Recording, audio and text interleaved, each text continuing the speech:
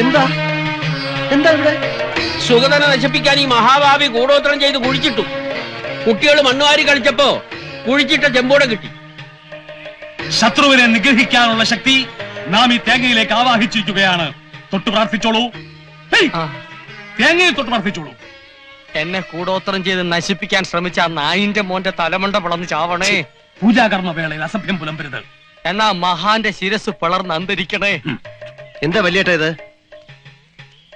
വല്യേട്ടൻ എന്താ ഒന്നും മിണ്ടാത്ത? അവനിനി മിണ്ടൂല. അവനിനി ജീവിതത്തിൽ ആരോടും മിണ്ടൂല. ഈ പൂജ സുനാമണി കഴിഞ്ഞ് തേങ്ങ നിലത്തെറിഞ്ഞുടയ്ക്കുമ്പോ ഇവന്റെ തല പൊട്ടിത്തെറിക്കും. തലയും തലച്ചോറും തൂത്തുവാരി കഴുകാൻ സോപ്പും വെള്ളവും ചൂലും കരുതി വെച്ചോ അവൻ പറഞ്ഞാരേ.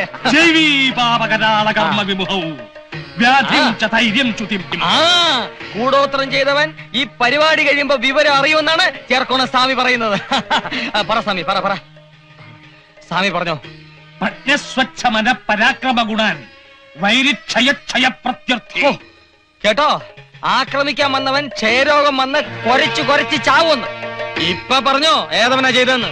സത്യം തുറന്നു പറഞ്ഞ് മുന്നോട്ട് വന്നാൽ മരണത്തിൽ നിന്ന് രക്ഷപ്പെടാം.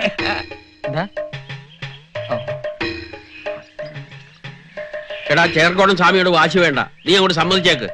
വെറുതെ ഭാര്യയും കുഞ്ഞുങ്ങളെ അനാഥരാക്കണേ എന്തിനാ? നിങ്ങൾ അങ്ങ് സമ്മതിച്ചേക്ക്. നീ സമ്മതിക്കണ്ടടാ. സമ്മതിച്ചാ നിന്റെ തല പൊട്ടിത്തെറിക്കുന്ന കാണാൻ എനിക്ക് പറ്റില്ല. ഭഗവാനെ, സൂര്യാദിഗ്രഹങ്ങൾ വീഗത്തിലും രാഹുകേതുക്കളാകുന്ന അനിഷ്ടഭാവനാഥന്മാരോടും കൂടി നിൽക്കുന്നതായിട്ടാണ് കാണുന്നത്. അതെ, അവൻ അവിടെ തന്നെ നിൽക്കുകയാണ് എന്നെ നശിപ്പിക്കാൻ, എന്നെ കുളം തോട്ടാൻ. പക്ഷെ നടക്കില്ല. അതിനു മുമ്പേ പൂച്ച പുറത്തായി.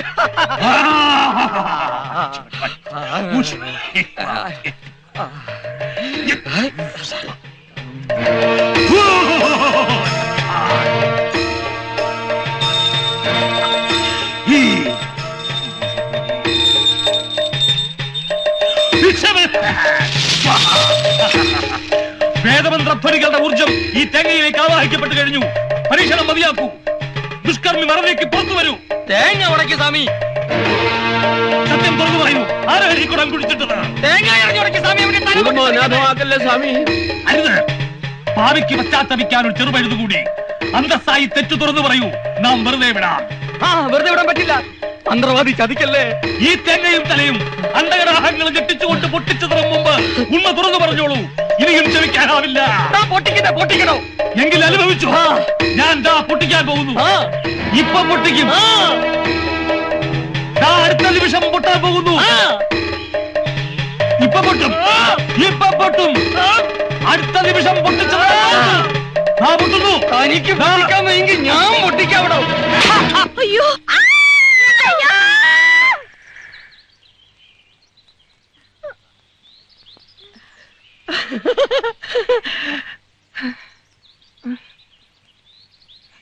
എല്ലാവരും ഒന്ന് നോക്കിയേ.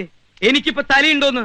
ആരുടെ തലയാണോ പൊട്ടിത്തെറിച്ച്? തന്റെ അപ്പൂപ്പന്റെയോ? താനെന്തിനാണോ എന്റെ തേങ്ങ മേടിച്ച് ഉടച്ചത്? Bloody fool. തേങ്ങ ആരോടക്കല്ലാത്താടാ? എന്നാ പിന്നെ തനിക്കോടെ തേങ്ങ മേടിച്ച് ഉടച്ച പോരായിരുന്നോ? എന്നെന്താണോ വിളിച്ചത്? നിർത്ത്. നിങ്ങൾ തമ്മിൽ തലവല്ലി പൊളിക്കണ്ട. ഞാനൊരു സത്യം പറയട്ടടാ പട്ടി. ആരാണ് ഇവിടെ കുഴിച്ചിട്ടതെന്നറിയോ? ഞാൻ പറയാം. കേക്കണോ കാരണോരെ? കേക്കണോടാ? ഞാൻ പറയാം. ഞാൻ തുറന്നു പറയാം. ഞാനാ ഇതിവിടെ കുഴിച്ചിട്ടത്. ഓടോ. ഇത് മാത്രല്ല, ഇതുപോലുള്ള മാരക മന്ത്രത്തകിടുകൾ ഈ വീടിന്റെ പല ഭാഗത്തും ഞാൻ കുഴിച്ചിട്ടിട്ടുണ്ട്. കണ്ടുപിടിക്കാൻ എത്ര വലിയ മന്ത്രവാദി വന്നാലും ഒന്നും നടക്കില്ല. 5 പ്രാവശ്യം നീയോ നിന്റെ കുടുംബമോ അതിനെ മറികടന്നാൽ ദേഹമാസകലം പുണ്ണ് പിടിച്ച് പഴുത്ത് പുഴുത്ത് ദ്രവിച്ചിട്ടാവും. കൂടോത്രം ചെയ്തവരെ ശിക്ഷിക്കാൻ ഇന്ത്യൻ ഭരണഘടനയിൽ വകുപ്പിലിട പുല്ലേ. അയ്യോ ചേട്ടാ, അവിടെ നിൽക്കാൻ. ഇതെങ്ങോട്ടായി കിടന്ന് പായുന്നത്? വീട്ടിൽ ആരുമില്ല കുഞ്ഞെ. അതുകൊണ്ട് കിടന്നോടൂ. സത്യം പറയണം, തേങ്ങ അടിച്ചപ്പോ നിങ്ങൾ എന്തിനാ കിടന്ന് നിലവിളിച്ച്? അയ്യോ, അത് പിന്നെ പേടിച്ചിട്ട്? ഞങ്ങൾ ആരും പേടിച്ചില്ലല്ലോ. എനിക്ക് വയസ്സായില്ലേ? വയസ്സായെന്നൊന്നും ഞാൻ വിചാരിക്കില്ല. പോലീസ് സ്റ്റേഷനിൽ കൊണ്ടുകയറ്റി ഇടിച്ച ഷേപ്പ് ഞാൻ മാറ്റിക്കും. അയ്യോ, നിങ്ങളല്ലേ അതവിടെ കുഴിച്ചിട്ട്? അല്ലേ അല്ല അല്ലേ അല്ല അല്ലേ? അതെ. എന്തിനാ ആര് പറഞ്ഞിട്ടാ? കുഞ്ഞിന് വേണ്ടിയാ. കുഞ്ഞ് പറഞ്ഞിട്ടാ ഞാനിതൊക്കെ ചെയ്തത്. ഇനി ഒരിക്കലും ഞാൻ കുഴിച്ചിടത്തില്ല.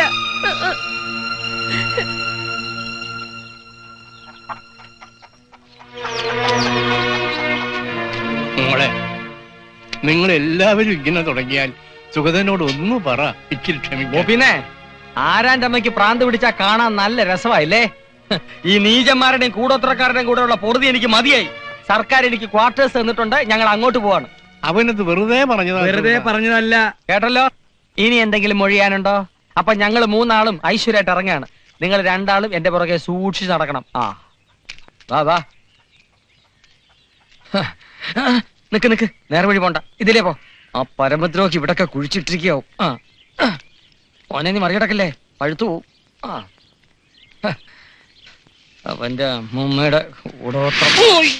ദൈവമേ. എടോ കുറുപ്പേ, എന്നെങ്കിലും ഏതെങ്കിലും കേസിൽപ്പെട്ട് നിന്നെ എന്റെ കസ്റ്റഡി കിട്ടും. അത് ഉറപ്പാ. അന്ന് നിന്റെ കർസേലയായിരിക്കും കേട്ടോടാ.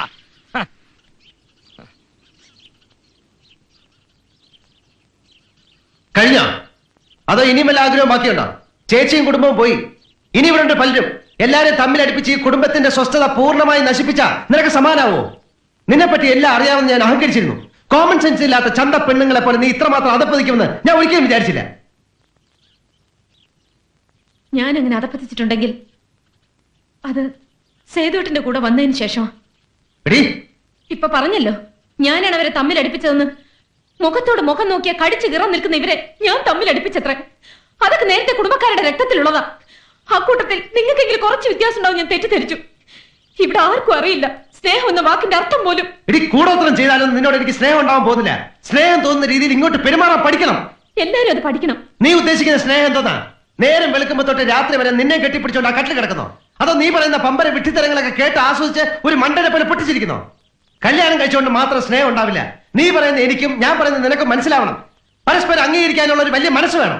സ്നേഹിക്കാൻ ഇങ്ങനെയൊക്കെ കുറെ നിബന്ധനകൾ ഉണ്ടെന്ന് പണ്ടൊരിക്കലും എന്നോട് പറഞ്ഞിരുന്നില്ലല്ലോ. പറഞ്ഞാലും മനസ്സിലാക്കാനുള്ള ബുദ്ധിയുണ്ടോ നിനക്ക്?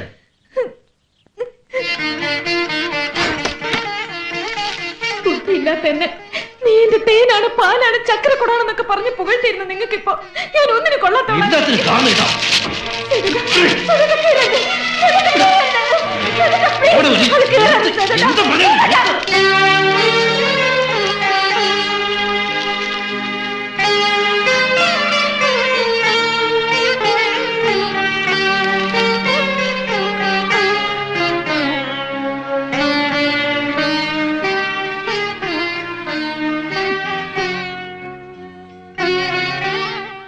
നിങ്ങൾക്കിപ്പോ എന്നോട് വെറുപ്പാണ്.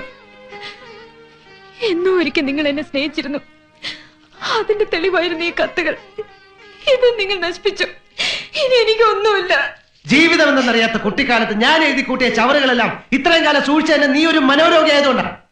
റിസർച്ച് ചെയ്യുന്ന വിദ്യാർത്ഥികൾ റെഫറൻസ് ബുക്ക് നോക്കുന്ന പോലെ ബാലിശമായി ഞാൻ എഴുതിയ കത്തുകളിലെ വരികളെ കടിച്ചുപോയി കിടക്കാണ് നീ. ഒരിക്കലും അങ്ങനെ എന്തൊക്കെ പറഞ്ഞു എന്ന് വെച്ച് ജീവിതകാലം മുഴുവൻ അതിനെ ഒരു കുരിശാക്കി എന്റെ തലയിൽ കെട്ടിവെക്കാൻ ശ്രമിക്കാണ് നീ. ഇനി എന്നെ കിട്ടില്ല, മനസ്സിലായോ? എല്ലാം എന്റെ കുറ്റമാ. നിങ്ങളുടെ കൂടെയുള്ള ജീവിതം സ്വർഗമായിരിക്കും വെറുതെ ഞാൻ മോഹിച്ചു. ദുഷ്ടനാ നിങ്ങൾ, സ്നേഹമില്ലാത്തവരാ. ചിലപ്പോ നിങ്ങൾക്ക് സ്നേഹിക്കാൻ ഞാനല്ലാതെ വേറെ പെണ്ണുങ്ങൾ കാണുക. ഇത്ര ചീപ്പാണോ നീ? ഇത്ര വൃത്തികെട്ട മനസ്സാണോ നിനക്ക്? നിങ്ങൾ എന്നെ തല്ലി. ഇപ്പൊ എല്ലാം പൂർത്തിയായി. മതി, ഇനി ഞാൻ ജീവിച്ചിരിക്കില്ല. നോക്കിക്കോ. നീ എവിടെയെങ്കിലും ജീവിക്കും, മരിക്കും, എന്തെങ്കിലും ചെയ്യും.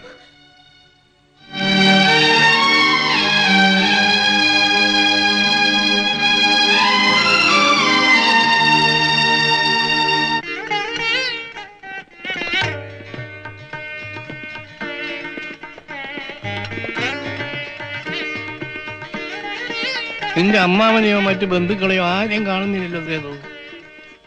വേണ്ടച്ചാ, എന്റെ ഈ സ്ഥാപനം എന്നും പച്ച പിടിച്ച് കാണണമെന്ന് ആത്മാർത്ഥമായി ആഗ്രഹിക്കുന്ന ഒരാളുണ്ടല്ലോ ഇവിടെ, അച്ഛൻ. അത് മതി, വേറെ ആരും വേണ്ട. രാമകൃഷ്ണ, എല്ലാം റെഡിയല്ലേ? എല്ലാം റെഡിയാണ് സാർ. എന്നാ ശരി അച്ഛൻ.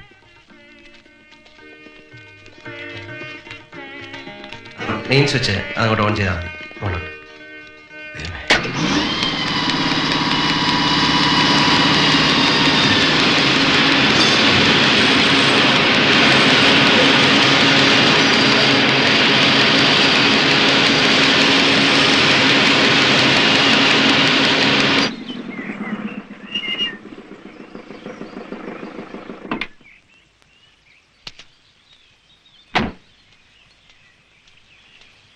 സേതു,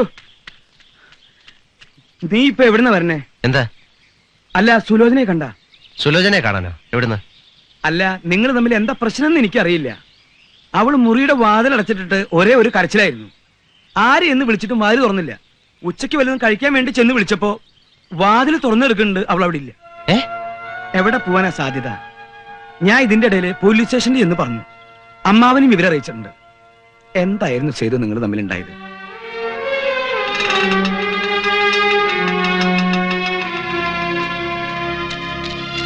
എന്തായി? നമുക്കൊരു അത്യാഹിതം സംഭവിച്ചിട്ടുണ്ടാവില്ല എന്ന് ഊഹിക്കാം. പക്ഷേ ഒരു വിവരം കേട്ടു. എനിക്ക് അവിടം വരെ പോയി നോക്കാനുള്ള ധൈര്യം ഇല്ലാത്തതുകൊണ്ട് ഇങ്ങോട്ട് പോന്നതാ. എന്ത് വിവരം? അവിടെ ഒരു പെൺകുട്ടി വണ്ടിക്ക് തല വെച്ചു എന്ന്.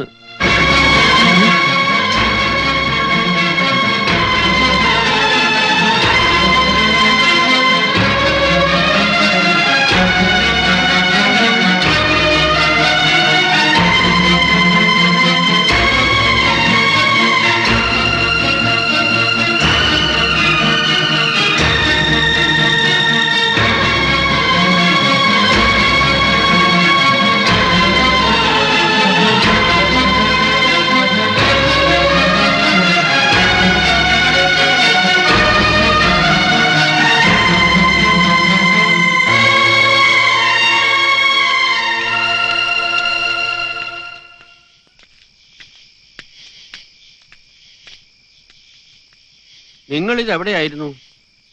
അന്വേഷിക്കാൻ ഇനിയൊരു ഇടവും ബാക്കിയില്ല. നീ അകത്തിയെന്ന് നോക്ക്.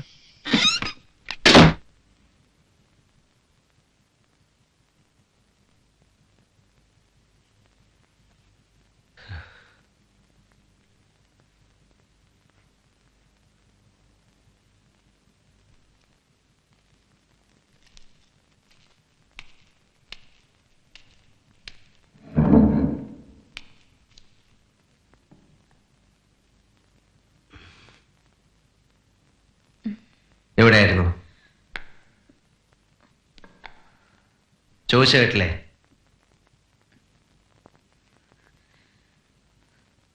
ഇപ്പോൾ രാത്രി ഒരുപാട് വൈകിപ്പോയി.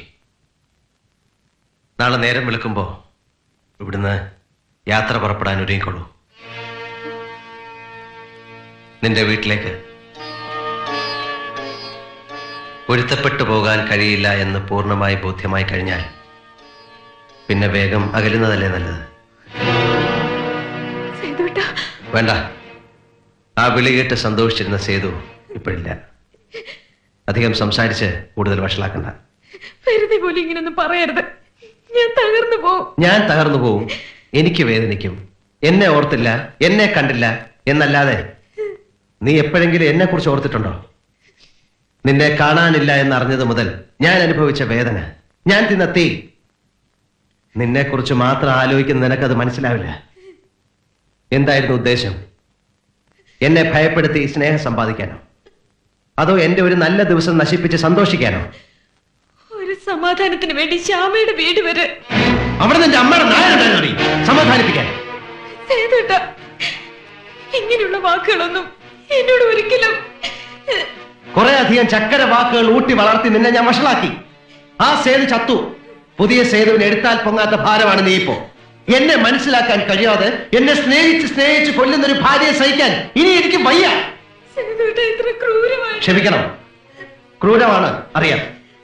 ഇതിലും ക്രൂരമായിട്ട് എന്തെങ്കിലും നാളെ സംഭവിക്കാതിരിക്കാൻ വേണ്ടി ഞാനെടുത്ത ഉറച്ച തീരുമാനമാണ്. നമുക്ക് പിരിയാം.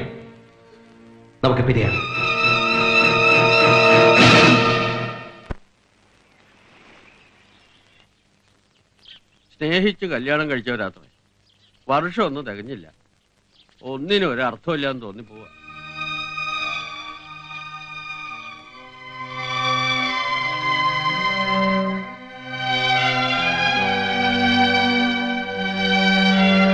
സേതു,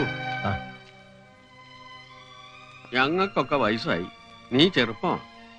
ഒന്നുകൂടെ ഒന്ന് ആലോചിച്ച്. ഇതിലിപ്പോ ആലോചിക്കാനൊന്നുമില്ല അമ്മാവ. എന്റെ ഇഷ്ടത്തിന് ഞാൻ ഇവളെ വിളിച്ചിറക്കി കൊണ്ടുവന്നു. ആ ഇഷ്ടം തീർന്നപ്പോ ഞാൻ തന്നെ ഇവളെ തിരിച്ചുകൊണ്ട് വിടുന്നു. അത്രേ ഉള്ളൂ. സേതു, കുടുംബം എന്ന് പറയുന്നത് കുട്ടിക്കളിയല്ല മോനെ. ഉടുപ്പ് മാറുന്നത് പോലെ തോന്നുമ്പോ എടുത്തിടാനും തോന്നുമ്പോ വലിച്ചെറിയാനും ഉള്ളതല്ല ഭാര്യ. ഉടുപ്പ് മാറുന്നത് പോലെ എന്ന ഉദാഹരണം ഇവിടെ യോജിക്കുന്നില്ല മാവ. ഞാൻ പറയാം. ക്യാൻസർ വന്ന ഭാഗം ചിലപ്പോൾ ഡോക്ടർമാർ മുറിച്ചു കളയുന്നത് അത് ശരീരത്തിന്റെ മറ്റു ഭാഗങ്ങളിലേക്ക് പടരാതിരിക്കാനാണ്. അതുപോലെ ഇതും. മനസ്സിലായോ?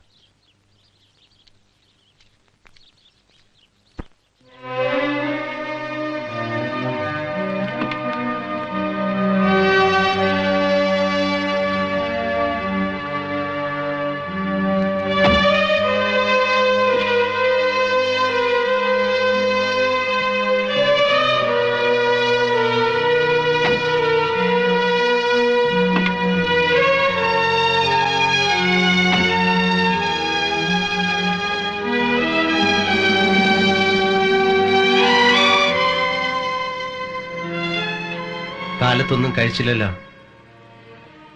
വല്ലതും വേണേലും എവിടെയെങ്കിലും നിർത്താം. പറഞ്ഞു ചേട്ടാ. ഇടയ്ക്ക് നിർത്തി ഈ യാത്രയുടെ സുഖം കളയണോ? എനിക്കൊരു അപേക്ഷയുണ്ട്. എന്റെ വീട് വരെ സേതുട്ടം വരരുത്. അടുത്തുള്ള വഴിയിൽ എവിടെയെങ്കിലും ഇറക്കി വിട്ടിട്ട് പൊയ്ക്കോളൂ. നമ്മൾ തമ്മിൽ ഇങ്ങനെയൊക്കെയാ എന്ന് തൽക്കാലം എന്റെ വീട്ടുകാരെങ്കിലും അറിയാതിരിക്കട്ടെ. പിന്നെ പിന്നെ ഞാൻ പറഞ്ഞാ മതിയല്ലോ.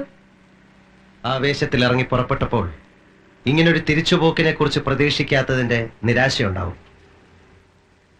അറിയാം, ജീവിതം നശിപ്പിച്ചതിന് എന്നെ ശപിക്കാം. തെറ്റ് മുഴുവൻ എന്റെയോ. എല്ലാം കേട്ടിട്ട് ഇന്നലെ ശ്യാമയോ അതാ പറഞ്ഞത്.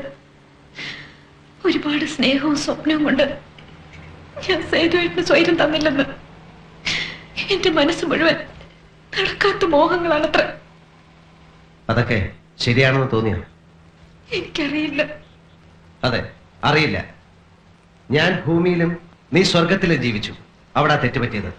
ഒട്ടേറെ ജീവിത ദുരിതങ്ങൾക്ക് നടുവിലാണ് നമ്മൾ കഴിയുന്നത്. ഒരു ഗ്ലാസ് ചായ കുടിക്കാൻ വാച്ചഴിച്ചു പണയം വെക്കേണ്ടി വരുന്നവന്റെ മനസ്സിൽ എവിടാ പ്രേമം, എവിടാ സ്നേഹം? ഞാൻ അങ്ങനെ ഒരുത്തനാ. എന്നെ പോലെ ഒരുപാട് ഭർത്താക്കന്മാരുണ്ട്. സ്വന്തം പ്രശ്നങ്ങൾ ഭാര്യയും കുട്ടികളെയും അറിയിപ്പിച്ച് വേദനിപ്പിക്കേണ്ട എന്ന് കരുതി പുകയുന്ന മനസ്സിന് മുകളിൽ ഒരു ചിരിവാരി തേച്ച് നടക്കും. നിവർത്തികേട് കൊണ്ടാ, മനഃപൂർവ്വമല്ല. അത് മനസ്സിലാക്കാൻ ഒരു ഭാര്യയ്ക്ക് കഴിഞ്ഞാൽ അവിടെയാണ് സ്നേഹത്തിന് വിലയുണ്ടാവുന്നത്, ജീവിതത്തിന് ഭംഗിയുണ്ടാവുന്നത്. ഞാൻ നിന്റെ ഭർത്താവ് മാത്രമല്ല, മകനാണ്, ജ്യേഷ്ഠനാണ്, അനുജനാണ്, അമ്മാവനാണ്, അളിയനാണ്. അങ്ങനെ ഒരുപാട് ഉത്തരവാദിത്തങ്ങൾ എനിക്കുണ്ട്. പ്രേമ വിവാഹത്തിലാണ് എന്നും സ്വന്തമാക്കലും പോരാ പോരാ എന്ന തോന്നലുമൊക്കെ കൂടുതലുള്ളത്. വൈകിപ്പോയി എന്നറിയാം. എങ്കിലും എനിക്കെന്റെ തെറ്റുകൾ മനസ്സിലാവുന്നുണ്ട്. വ്യക്തമായിട്ട് മനസ്സിലായോ?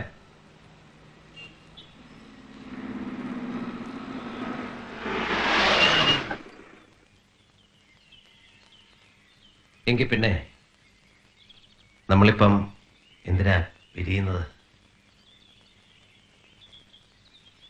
ഒരിക്കൽ പാതി വഴിക്ക് നിന്നുപോയ നമ്മുടെ ആ ഹണിമൂൺ ട്രിപ്പില്ലേ ഊട്ടിക്ക്, അവിടുന്ന് വീണ്ടും തുടങ്ങാം അല്ലേ? Oh